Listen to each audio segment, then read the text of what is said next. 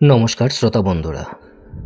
পশ্চিমবঙ্গের এক ছোট্ট শহর নৈহাটি, যা শুধুমাত্র রেলওয়ে জংশন হিসাবে নয়, বরং বর্তমানে মাতৃশক্তির আরাধনার এক পীঠস্থান হিসাবে পরিচিত। সামনে দাঁড়ালে যার উচ্চতা ছুঁয়ে যায় প্রায় 22 ফুট, চোখ ফেরানো যায় না সেই প্রখর তেজময়ী রূপ থেকে।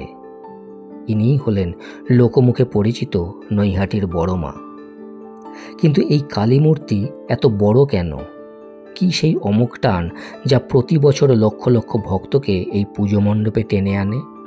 কে সেই মানুষ যার স্বপ্নে জন্ম হয়েছিল এই বিশাল দেবীর?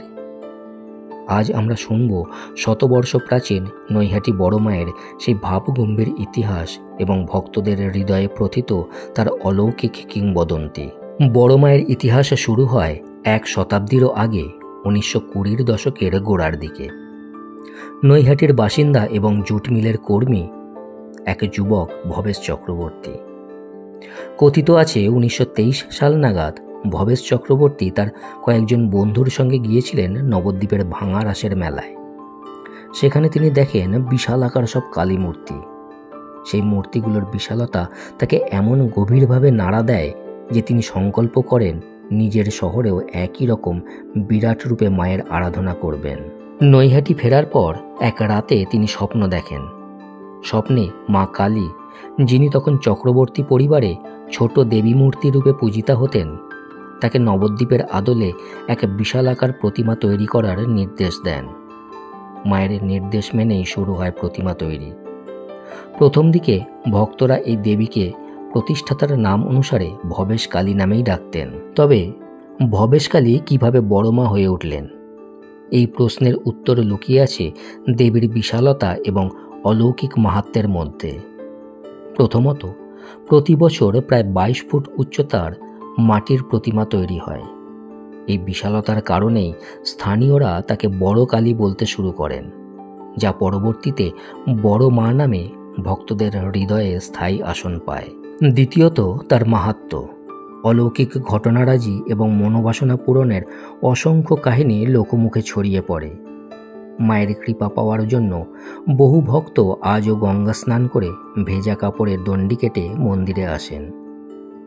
এই বিশ্বাস থেকেই জন্ম নিয়েছে নৈহাটির অন্যতম জনপ্রিয় উক্তি, ধর্ম হোক যার যার, বড় মা সবার। এটি কেবল একটি উক্তি নয়, এটি মায়ের প্রতি কোটি কোটি ভক্তের সার্বজনীন আবেগ ও আত্মসমর্পণ। ভক্তদের দৃঢ় বিশ্বাস, মন থেকে চাইলে বড় মা কাউকেই ফেরান না। নৈহাটির বড় মায়ের পুজো শুধুমাত্র আকারের জন্য নয়, তার আড়ম্বর ও অভিনব প্রথা পালনের জন্যও বিখ্যাত। প্রথা অনুযায়ী প্রতি বছর কোজাগরী লক্ষ্মী পূজার দিন হয় মায়ের কাঠামো পূজা, যা প্রতিমা তৈরির শুভ সূচনা। কালী পুজোর রাতে মা সেজে ওঠেন বিপুল ঐশ্বর্যে। ভক্তদের দান করা গয়না দিয়ে প্রায় 100 কেজি সোনা এবং 200 কেজি রূপোর অলঙ্কারে সজ্জিতা হন দেবী। এই দৃশ্য এক কথায় অভাবনীয়।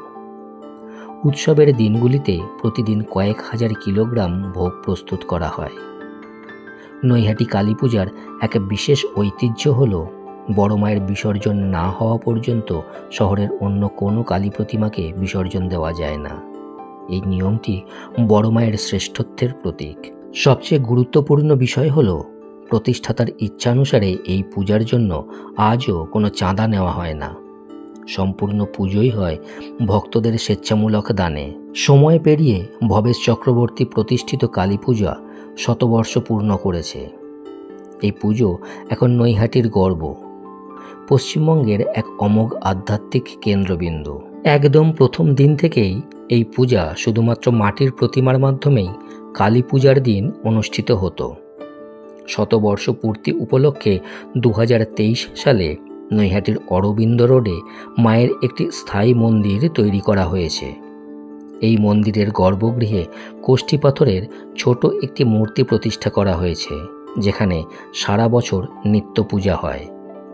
বিশালাকার মাটির প্রতিমাটি কেবলমাত্র বার্ষিক কালী পূজার জন্যই তৈরি করা হয়। মা এখানে কেবল মৃন্ময়ী প্রতিমা নন, তিনি শহরের প্রতিটি ঘরে বিশ্বাসের স্তম্ভ। কালী পুজোর কয়েকটা দিন নৈহাটির অরবিন্দ রোড পরিণত হয় এক তীর্থক্ষেত্রে। যেখানে ধনী দরিদ্র জাতি ধর্ম নির্বিশেষে সবাই বড় মায়ের কাছে মাথা নত করে।